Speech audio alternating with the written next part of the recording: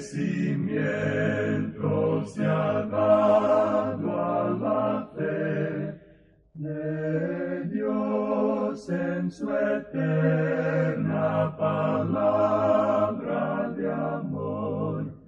Con el propósito de compartir con usted las inmutables verdades de la palabra de Dios, presentamos A través de la Biblia, un estudio detallado y sistemático de toda la Biblia que le ayudará a conocer lo que Dios ha revelado para nuestro provecho espiritual. Estos estudios bíblicos fueron diseñados y elaborados por el Dr. J. Vernon McGee, versado maestro de la Biblia, quien dedicó la mayor parte de su vida a la enseñanza clara y sencilla de la palabra de Dios. Acompáñenos, pues, mientras avanzamos en nuestro recorrido a través de la Biblia. Cuán firme cimiento, la palabra de Dios. Es un gozo estar nuevamente con usted, amigo oyente, para traerle otro estudio de la serie A través de la Biblia. En el día de hoy, amigo oyente, regresamos a nuestro estudio de la primera epístola a Timoteo y lo reanudamos observando lo que nos dice el capítulo 4. Y en la parte cuarta de esta epístola a Timoteo, Pablo trata el tema de la conducta de un buen ministro de Jesucristo. De paso, digamos que cada creyente es un ministro, pero aquí Pablo está pensando en cuanto a Timoteo, que él es un maestro de la palabra de Dios. Creemos que es un don que algunos tienen y otros no. Otras personas tienen otros dones. Algunos tienen el don de pastor, es decir, que pueden tratar con la gente de una forma personal e individual. Pero todos los creyentes son ministros. Ya hemos visto esto anteriormente. Entonces, conviene preguntarnos cómo puede el creyente edificarse a sí mismo. Hay muchos pastores que tienen la preocupación de cómo vamos a crecer en la palabra de Dios. Y el apóstol Pablo se va a referir a esto un poco más adelante. Pero él nos está aclarando aquí que la forma en que nosotros nos edificamos es no saliéndonos por una tangente en este asunto de las dietas, que se puede comer esto o que no se debe comer aquello, que debemos adoptar un programa estético, como si eso nos diera una posición especial ante Dios. Entonces, ¿cómo vamos a ser edificados? Bueno, nuestra dieta es, según el versículo 6, nutrido con las palabras de la fe y de la buena doctrina que has seguido. Aquí él le dice a Timoteo que él debe lograr eso. Algunas personas opinan que existía cierto peligro para Timoteo en el lugar donde él se encontraba, en la ciudad de Éfeso, donde había tantas religiones, donde la obra de Satanás era tan obvia, que podía existir el peligro de que ese joven predicador se apartara por algún camino desviado. Bueno, no creemos que eso sea así. Creemos que el apóstol Pablo, de una manera muy clara, dice que Timoteo ha logrado esto, que él ha seguido las palabras de la fe y de la buena doctrina. Eso es lo que tú debes pasar a los demás para que ellos también sean advertidos contra estas cosas, le dice el apóstol. Y él continúa indicando que eso es lo que él debe advertir a los demás, no sólo de la apostasía y de los falsos maestros, enseñando las palabras de fe él mismo, sino que tiene que rechazar lo que se menciona ahora a continuación en el versículo 7. Desecha las fábulas profanas y de viejas. Ejercítate para la piedad. Él tiene que ejercitarse para la piedad en esta vida. Y él tiene que sellar o rechazar las fábulas profanas y las cosas de viejas. De seguro que usted, como muchos de nosotros, ha tenido la oportunidad de visitar alguna vez a una señora anciana que quiere que uno coma cierta cosa porque dice ella que le va a hacer bien. Esto se trata, estamos seguros especialmente con los niños, diciendo que los va a hacer crecer fuertes y sanos. Y a veces uno tiene que comer cosas que son muy desagradables. Y uno las come porque es un niño y tiene que obedecer a los mayores, no sabiendo si eso en realidad le ayuda o no. Bueno, es en cuanto a estas cosas que el apóstol Pablo está presentando esta advertencia. El autor de estos estudios bíblicos, el doctor J. Vernon McGee, contaba que cuando el médico descubrió que él tenía cáncer, la gente le envió a él como 100 libros tratando de diferentes clases de dietas, de las cosas que él debía comer para librarse del cáncer. Una de las cosas interesantes que notó es que si él seguía una de las dietas, esto contradecía otra de las dietas. Un libro decía, coma muchas uvas, y el otro decía, no toque las uvas. Un libro decía, coma miel, y el otro decía, no toque la miel. Y así, mientras un libro decía algo, el otro contradecía lo que el primero decía. Así es que él decidió no prestar mucha atención a eso, porque él estaba escuchando más al gran médico divino, y él sintió que Dios podía hacerse cargo de su situación. Y es a estas cosas que el apóstol Pablo hace referencia. Hay tantas personas que le dan más énfasis a esto que a la palabra de Dios. Los ministros no deben enfatizar esto. Nosotros, después de todo, debemos presentar la palabra de Dios. Ahora, en el versículo 8 tenemos una declaración que es bastante interesante. Dice el apóstol, porque el ejercicio corporal para poco es provechoso, pero la piedad para todo aprovecha, pues tiene promesa de esta vida presente y de la venidera. Hay aquellas personas que creen que el apóstol Pablo aquí está menoscabando, digamos, el ejercicio físico. No creemos que eso sea lo que dice. Después de todo, podemos observar la vida de este apóstol por un momento. Creemos que el apóstol Pablo era uno de aquellos que iba a presenciar los juegos que se presentaban en el Coliseo de aquel día.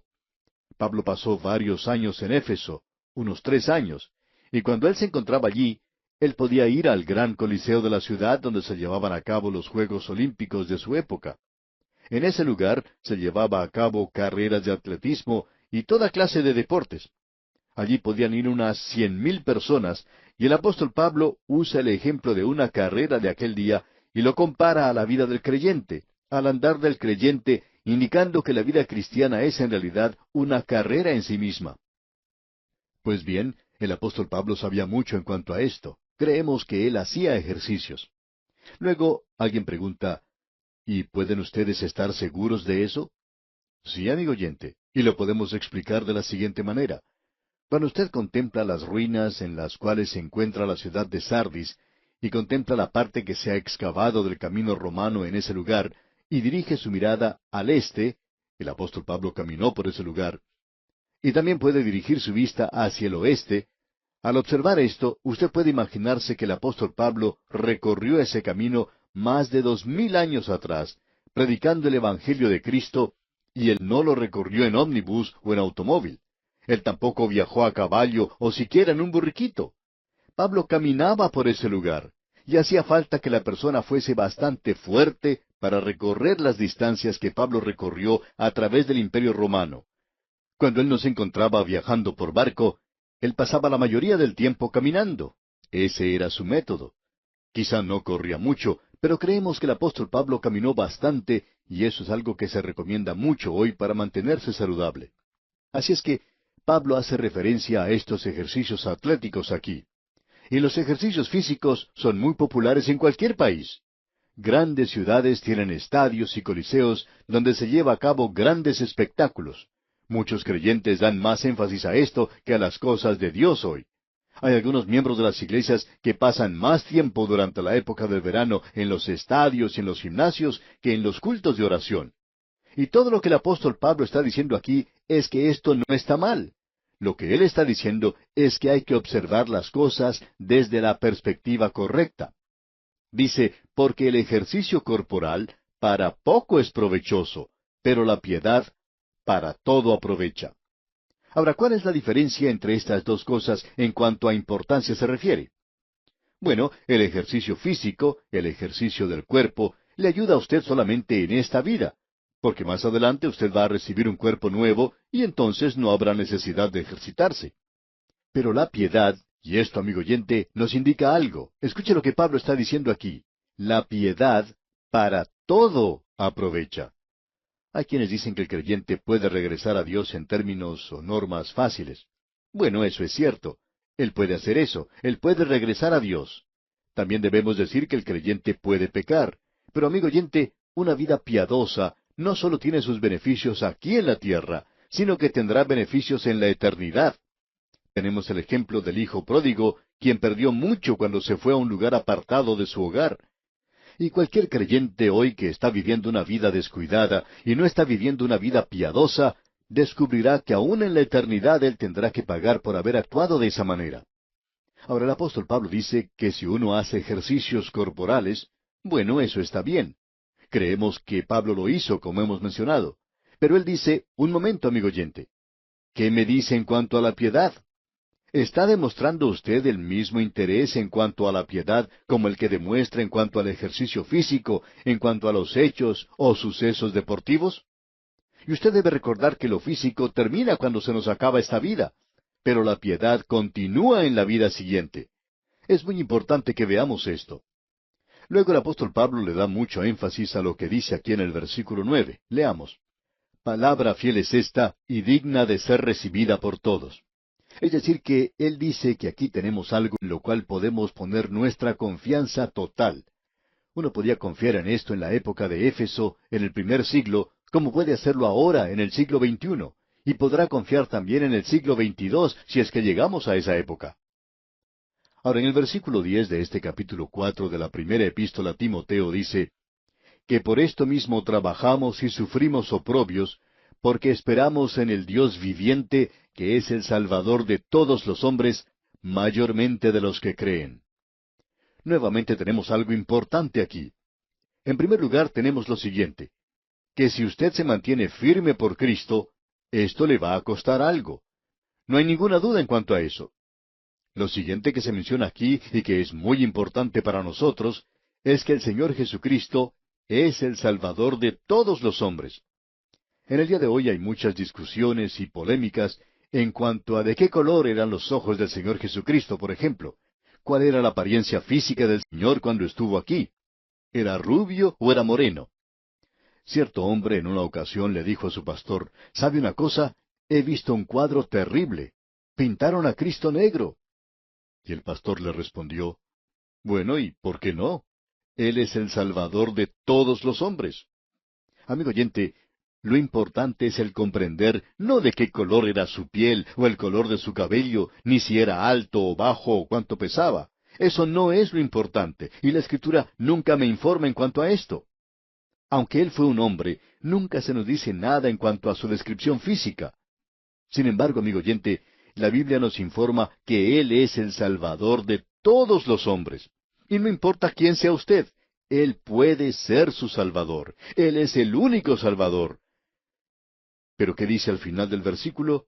De los que creen. Usted puede volverse a Él si quiere hacerlo. Estamos seguros que usted ha podido observar muchos buses recorriendo las calles y avenidas de la ciudad. Y si usted quisiera, pudiera subir en cualquiera de ellos, paga su pasaje y puede subir. Sin embargo, no toda la gente está haciendo eso.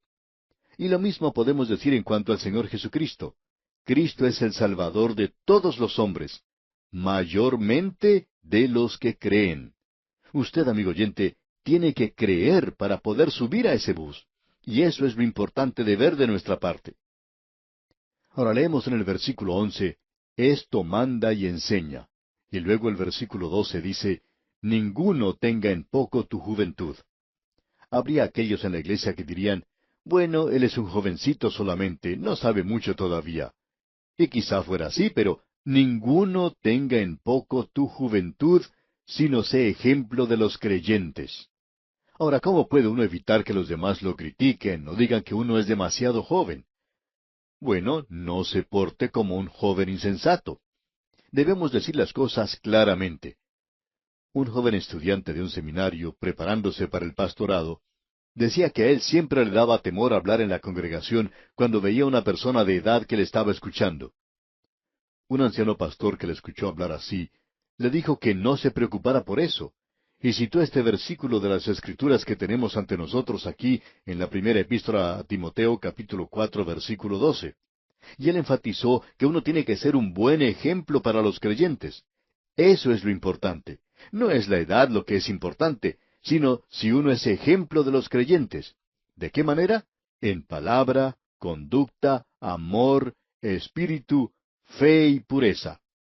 En el día de hoy quizá tengamos lo que se llama una nueva moralidad. La Biblia también tiene una nueva moralidad, y aquí la tenemos ante nosotros. Y amigo oyente, en la época en que vivimos nosotros, esto que estamos diciendo puede ser algo completamente nuevo para muchas personas. Y queremos decir esto porque sabemos que hay muchos jóvenes que nos están escuchando.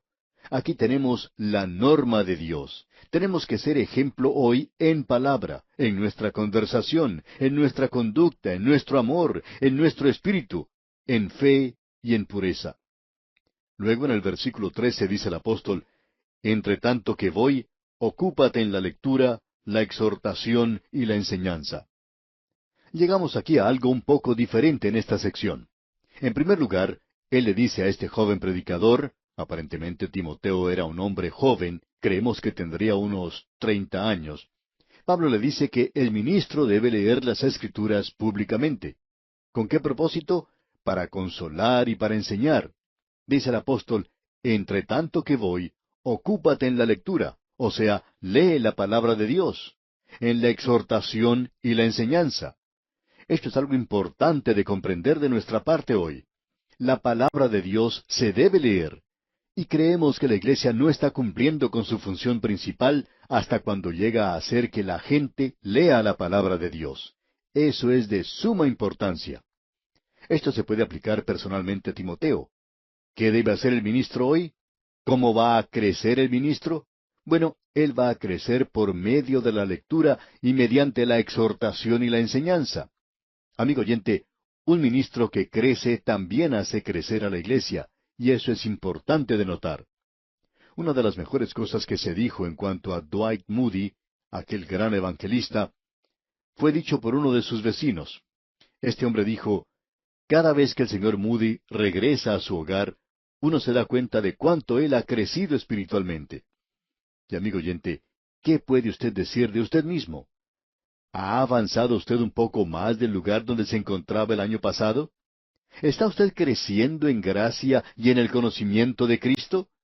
La única forma de llegar a hacerlo es leyendo las Escrituras, leyendo la palabra de Dios, las grandes verdades que se encuentran en la palabra de Dios. Luego Pablo en el versículo 14 le dice a Timoteo, no descuides el don que hay en ti. El Espíritu de Dios le da a cada creyente un don. Y este hombre tenía un don como lo tienen todos los creyentes. Ese don, dice Pablo, al continuar en este versículo 14, que te fue dado mediante profecía. Aparentemente Pablo había predicho esto. Él había dicho lo que este joven haría, y se hizo con la imposición de las manos del presbiterio. Y aquí se está haciendo referencia a los oficiales de la iglesia. Debemos aclarar que la imposición de las manos nunca comunica nada, y debemos comprender eso. Existe la idea hoy de que si uno pone las manos en otra persona, eso hará que algo se transfiera a ella. Lo único que usted puede transferir al imponer las manos sobre alguien, amigo oyente, es microbios. Eso es todo lo que usted puede transferir. Pero, ¿qué es lo que él quiso decir? Cuando usted pone las manos sobre un hombre, quiere decir que él ahora es su compañero en el ministerio. En algunas iglesias se insiste en que los diáconos, los ancianos, pongan sus manos sobre cada misionero que se encomienda a la obra. ¿Por qué? Porque eso indica que nosotros somos compañeros con él en el ministerio.